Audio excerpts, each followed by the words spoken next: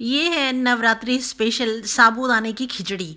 साबूदाने की खिचड़ी अक्सर चिपकी चिपकी सी बनती है, लेकिन हम थोड़ा सा ध्यान रखें, थोड़ी सी टिप्स एंड ट्रिक्स का ध्यान रखें तो ये साबूदाने की खिचड़ी बहुत ही खिली खिली और ट्रांसपेरेंट दाने वाली बनती है, जो खाने में बहुत ही स्वादिष्ट होती है और बहुत मज़ा आता है इसको खा के। इसकी शक्ल भी बहुत अच्छी होती है, देखने में भी सुंदर लगती है। जब हम किसी को परोसते हैं या खुद के लिए भी परोसते हैं तो हमारी भूख जो है वो वैसे ही बहुत बढ़ जाती है और हाजमा उसको पचाने की ताकत भी ज़्यादा बढ़ जाती है उसकी शक्ल देख के ही। इसीलिए कुछ टिप्स एंड ट्रिक्स जो मैं यहाँ लेके आई हूँ आपके लिए, आप उनको देखेंगे, ध्यान से देखेंगे तो आप जब बनाएंगे तो साबूदाने की खिचड़ी बहुत ही अच्छी बनेगी। और मुझे लगता है कि आप तो वीडियो देखते देखते ही आपका मन करेगा कि हम भी क्यों ना इस टिप्स एंड ट्रिक्स के साथ साबूदाने की खिचड़ी बनाएं।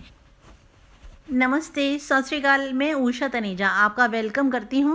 और आज जो साबूदाने की खिचड़ी बनाने जा रहे हैं, सबसे पहले तो ये देख लेते हैं कि साबूदाना कितनी तरह का होता है। ये 3 तरह का होता है। एक होता है जो बहुत मोटा दाना होता है, जिसको हम डीप फ्राई करके चिवड़े में यूज़ करते हैं, चिवड़ा बनाते हैं उसका। और दूसरा होता है मीडियम साइज़ का, जिसकी हम खिचड़ी बनाते हैं। और तीसरा होता है बहुत बारीक साइज़ का, जिसकी हम खीर बनाते हैं दूध में बॉयल करके। तो यहाँ मैंने मीडियम साइज़ का साबूदाना लिया है और इसको मैंने 3-4 बार वॉश कर लिया है, पानी बदल लिया है। इसका पानी जो है क्लाउडी सा हो जाता है, उसको निकाल के फिर दूसरा पानी डाल के फिर वॉश करना चाहिए। और 3-4 बार इसको वॉश करके मैंने उसमें 1 कप साबूदाना में आधा कप पानी डाल के रख दिया था, इसको भिगो के करीब 3 घंटे के लिए। और 3 घंटे में हम टेस्ट कर लेते हैं कि ये कितना भीग जाना चाहिए।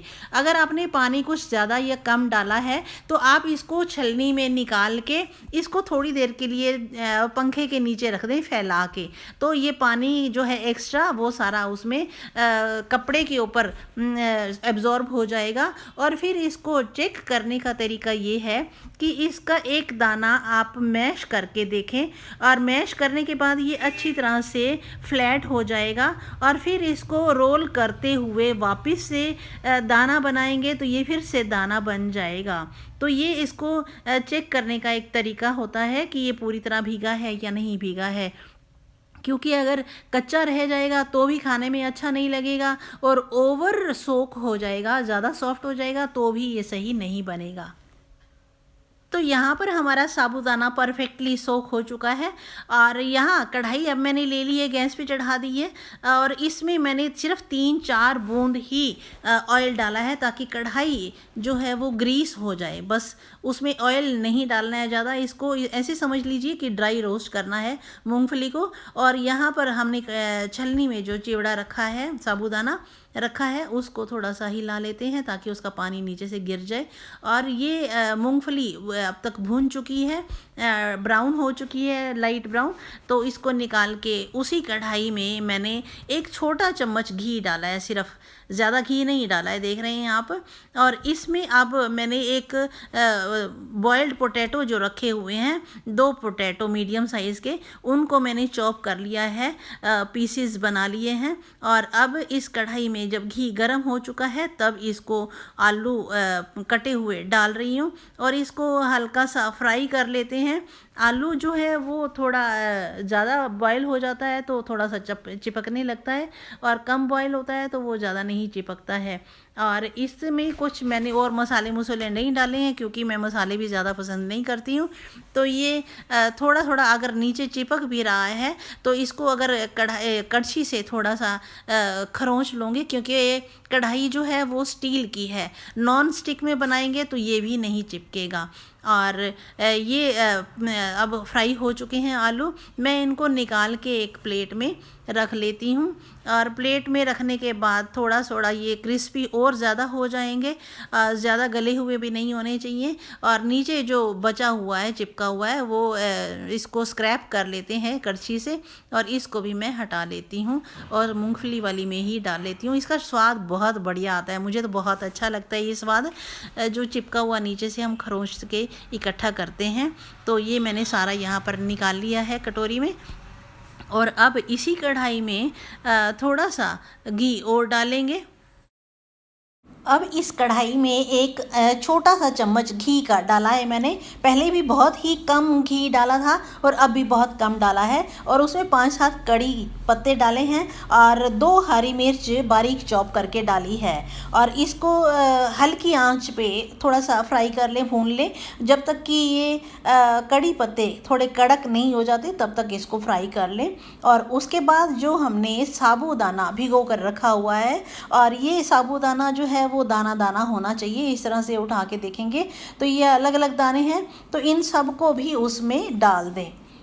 अब इसको सेंक थोड़ा तेज़ करके इसको भून लें। मतलब सेंक बहुत ज़्यादा भी नहीं होना चाहिए और मीडियम से अप होना चाहिए, मीडियम और हाई के बीच में। क्योंकि कम पे बनाएंगे तो ये चिपकना ज़्यादा शुरू कर देगा और हाई पे बनाएंगे तो ये कच्चा रह जाएगा और जलने लगेगा।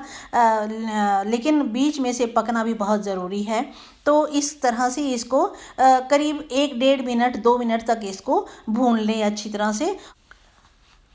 और जब थोड़ा सा ये ट्रांसपेरेंट होने लगे, मतलब ये बिल्कुल ट्रांसपेरेंट ना हो, थोड़ा सा होने लगे, हल्का सा ट्रांसल्यूसेंट हो जाए, अब इसमें आप डालें 1 चम्मच सेंधा नमक, जो व्रत में खाते हैं, या फिर आप जो कोई भी खाते हैं वो भी डाल सकते हैं। और उसके बाद आधा चम्मच लाल मिर्च का पाउडर। इसमें कोई देगी मिर्च या रंग बनाने की कोई ज़रूरत नहीं है, ये ऐसे ही थोड़ा सा लाइट सा रेड पिंक अच्छा लगता है। और उसको मिक्स करने के बाद फिर जो हमने बॉयल्ड पोटैटो रखे हुए हैं उनको पीस करके चॉप करके डालें, स्क्वायर्स जितने भी आप बड़े बनाना चाहें या छोटे बनाना चाहें, और उनको अच्छी तरह से मिक्स करने के बाद, और उसके बाद ये जो तली हुई मूंगफली हमने रखी है ये डाल दें। ये थोड़ी बाद में डालें क्योंकि इसका जो क्रंची टेस्ट आता है वो बहुत बढ़िया लगता है इसमें। और अब इसमें डालें नींबू का रस 2 चम्मच, जो निचोड़ के रख लें। ऊपर से अगर डालते हैं तो उसमें गुठली जाने का डर रहता है, इसलिए मैंने छलनी कटोरी के ऊपर रख के उसमें नींबू निचोड़ लिया था, ताकि वो गुठलियाँ भी अलग हो जाएं और थोड़ा सा पल्प होता है जो वो भी अलग हो जाए, कोई डर ना रहे कि इसमें कोई गुठली गई है। तो लीजिए ये तैयार है। और अब तैयारी करते हैं लस्सी बनाने की। ये दही घर में बनाई हुई है। देखिए ये बिल्कुल ऐसी है कि जैसे बर्फ़ी के टुकड़े काट के हम अलग कर सकते हैं, वैसे ही दही जमी हुई है। और अब इसमें दही अपने लस्सी की क्वांटिटी के हिसाब से दही डालें। आप इसमें 3-4 चम्मच जितनी भी डालना चाहें, और दही कितनी गाढ़ी है उसके ऊपर भी डिपेंड करता है, और आपको कितनी पतली पीनी है या गाढ़ी पीनी है उस हिसाब से डाल सकते हैं। और इसको अच्छी तरह से बीट करने के बाद थोड़ा सा मिलाएं इसमें पानी, इसकी कंसिस्टेंसी को पतला करने के लिए, क्योंकि ये दही में चीनी डालकर नहीं खा रहे हैं बल्कि हम लस्सी बना रहे हैं। पंजाबियों की लस्सी तो वैसे ही बहुत फेमस होती है, उसको तब तक चर्न करते हैं इसको जब तक कि इसके ऊपर से मक्खन मक्खन सा झाग झाग नहीं आ जाती, वो वाली लस्सी बहुत अच्छी लगती है। तो इस तरह से मैंने ये अच्छी तरह से बीट कर ली है और ऊपर से ये गाढ़ी गाढ़ी सी इसकी झाग या मक्खन दिखाई दे रहा है, ये स्वाद बहुत अच्छा लगता है। और इसके बाद मैं इसमें डाल रही हूँ थोड़ा सा शरबत, जो रूह अफ़ज़ा या गुलाब शरबत है वो मैं डाल रही हूँ। और रूह अफ़ज़ा बहुत ही मन को भाता है, चाहे वो सर्दियाँ हो या गर्मियाँ हो। मैं तो गर्मियों में पीती हूँ और सर्दियों में भी अच्छा लगता है मुझे, और दूध में भी और लस्सी में भी यही डाल के ही पीती हूँ, और दही में भी डाल लेती हूँ तो भी ठंडक मिलती है। इस तरह से ये थोड़ा सा ये 2-3 चम्मच 2-2.5 चम्मच जितना भी डालना चाहें वो डाल लें आप। मीठा भी इसमें होता है और रंग भी बहुत बढ़िया आता है। और इसको डालने के बाद फिर एक बार आप इस से चम्मच से ही ला लें, और इसका जो रंग धीरे धीरे पिंक जो है वो बढ़ता जाएगा। ओ सच में इसको देख के बहुत भूख लग जाती है। तो इसको घूम घूम घूम घूम घुमा के अच्छी तरह से बहुत प्यारा सा इसका शरबत दही, मीठी दही, शरबत वाली दही तैयार है। और आप चाहें तो इसको दूध में भी बना सकते हैं, क्योंकि कुछ लिक्विड चाहिए होता है उसके खिचड़ी के साथ खाने के लिए, पेय भी होना चाहिए। कुछ भी बना सकते हैं, लेकिन मुझे तो ये बहुत अच्छा लगता है। और अभी इतनी गर्मियाँ भी नहीं हैं और सर्दियाँ भी नहीं हैं, और मैं इसमें 2 क्यूब आइस के भी डाल रही हूँ, मज़ा आ जाता है। और ये खिचड़ी तैयार है साबूदाने की, बहुत ही टेम्पटिंग लग रही है ना, बहुत अच्छी लग रही है।